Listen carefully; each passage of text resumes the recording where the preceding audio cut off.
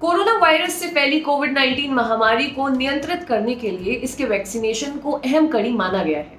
हालांकि इस बीमारी के खिलाफ तैयार हुई वैक्सीन कई तरह के सवालों के घेरे में रही है। इनमें एक अहम सवाल ये है कि क्या वाकई में ये टीके इस महामारी को कंट्रोल करने में सक्षम है और क्या ये पूरी तरह सुरक्षित है। इन सवालों को 28 जून को अंग्रेजी अखबार द हिंदू में छपी एक रिपोर्ट ने और बल दे दिया। इस रिपोर्ट को चर्चित वकील प्रशांत भूषण ने अपने ट्विटर हैंडल से शेयर करते हुए कोरोना वैक्सीनों की क्षमता पर सवाल उठाया। हालांकि ऐसा करना उन्हें भारी पड़ गया। उनकी टिप्पणी को न सिर्फ आम लोगों ने नकारा, बल्कि केंद्र सरकार के कोविड वर्किंग ग्रुप के प्रमुख एनके अरोरा ने भी खारिज कर दिया। क्या कहती है ये रिपोर्ट, हम आपको बताते हैं। रिपोर्ट में बताया गया है कि दिल्ली के एक निवासी गंगा प्रसाद गुप्ता ने 14 अप्रैल को अपनी पत्नी और 5 बेटियों के साथ कोरोना वैक्सीन का टीका लगवाया। अखबार ने पीड़ित से मिली जानकारी के आधार पर बताया कि कोविड टीका लेने के बाद गंगा प्रसाद की पत्नी सविता बीमार पड़ी और 10 दिन के बाद गुजर गई। इससे आहत गंगा प्रसाद और उनके परिवार का कहना है वैक्सीन लेने के बाद सविता की हालत बिगड़ती चली गई। सविता की मौत के बाद परिवार में कोई वैक्सीन नहीं ले रहा, यहाँ तक कि मेरे पड़ोसियों ने भी वैक्सीन लेने से इनकार कर दिया। मैं आज तक खुद को कोसता हूँ कि मैंने सविता को टीका क्यों दिलवाया। मैंने सोचा था कि टीका हमें वायरस से बचा लेगा, लेकिन उसने तो सविता को मार डाला। अब आपको बताते हैं कि इन सब पर प्रशांत भूषण ने क्या कहा। रिपोर्ट को सुप्रीम कोर्ट के वकील प्रशांत भूषण ने अपने ट्विटर पेज पर शेयर किया। उन्होंने लिखा कि सरकार वैक्सीन से होने वाले रिएक्शन से जुड़ी घटनाओं की निगरानी नहीं कर रही है और न ही उनका डेटा जारी कर रही है। प्रशांत भूषण लिखते हैं, कई लोगों, जिनमें मेरे दोस्त और परिवार के लोग भी शामिल हैं, उन्होंने मुझ पर वैक्सीन को लेकर पैदा हुए संदेह को बढ़ावा देने का आरोप लगाया। ऐसे में मुझे अपनी स्थिति स्पष्ट करने दें।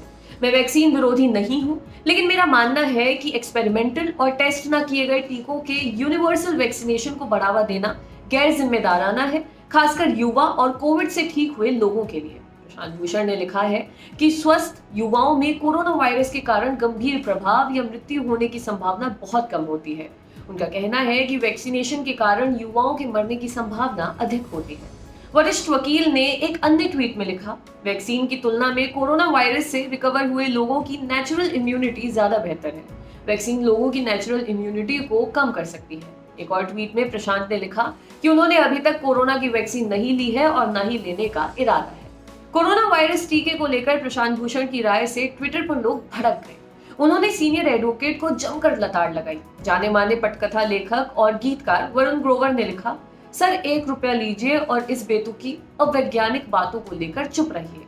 आप इस दुष्प्रचार से न सिर्फ भारत बल्कि पूरी मानवता को नुकसान पहुंचा रहे हैं। रोहित नाम के यूजर ने लिखा, कोविड के कारण मेरे 2 करीबी दोस्तों की मौत हो गई, ये बकवास बंद कीजिए। श्रीधर जोशी नाम के एक शख्स ने लिखा, प्लीज वैक्सीन मत लीजिए, देश आप पर वैक्सीन की 2 खुराक बर्बाद करने का जोखिम नहीं उठा सकता। कई लोगों ने ट्विटर को टैग कर प्रशांत भूषण पर भ्रामक जानकारी देने का आरोप लगाया और उन पर कार्रवाई करने की मांग की। वहीं कुछ ने कहा कि उन्हें प्रशांत भूषण से ऐसी उम्मीद नहीं थी। कोरोना वैक्सीन पर प्रशांत भूषण की टिप्पणी को खारिज करने वालों में भारत की कोविड नेशनल टेक्निकल बॉडी यानी CNTB के प्रमुख एनके अरोरा भी शामिल रहे। इंडिया टुडे से जुड़ी स्नेहा मोरदानी की रिपोर्ट के मुताबिक एनके अरोरा ने कहा है, प्रशांत भूषण के इस बयान का कोई मतलब नहीं है, वो भी ऐसे समय में जब सरकार का ध्यान वैक्सीन को लेकर पैदा हुए संदेह को कम करने और गलत जानकारी को सामने लाने पर केंद्रित है। एनके अरोरा के मुताबिक सरकार के पास इम्यूनाइजेशन के बाद होने वाले विपरीत प्रभावों के मामलों को ट्रैक करने का सिस्टम है। उनका कहना है कि ये सिस्टम देश के 700 से ज्यादा जिलों में सक्रिय है। केंद्र के कोविड वर्किंग ग्रुप के प्रमुख ने यह भी कहा कि सरकार ने ही कोविड वैक्सीनेशन से मृत्यु होने के सबसे पहले मामले की जानकारी दी थी। उन्होंने बताया कि कोरोना के टीके के विपरीत प्रभाव से जुड़े सभी मामलों की विश्व स्वास्थ्य संगठन द्वारा निर्धारित नियमों के तहत व्यवस्थित तरीके से जांच की जाती है। उन्होंने ये भी दावा किया कि ये जांच और अध्ययन प्रक्रिया ठोस और पारदर्शी है। इसके साथ ही एनके अरोरा ने कोविड-19 वैक्सीनों की सुरक्षित होने की बात दोहराई। उन्होंने ये भी कहा कि भारत के राष्ट्रीय टीकाकरण अभियान के तहत 32 करोड़ से ज्यादा लोगों ने कोरोना वैक्सीन लगवाई है। कुछ लोगों को 1-2 दिन दर्द या बुखार की समस्या हो सकती है, लेकिन इसमें चिंता की कोई बात नहीं है। एनके अरोरा की माने तो इन वैक्सीन की एक प्रमुख बात यह है कि वेरिएंट आने के बावजूद ये टीके मरीजों को आईसीयू में भर्ती होने और मृत्यु से बचाने में सक्षम है। आपके लिए खबर लिखी थी हमारे साथी आदित्य ने। शुक्रिया।